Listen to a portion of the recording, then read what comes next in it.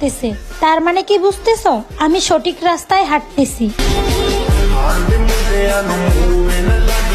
নিজের জন্য কিছুই চাই না, শুধু আমার বান্ধবীর জন্য সুন্দর একটা দুলা ভাই চাই।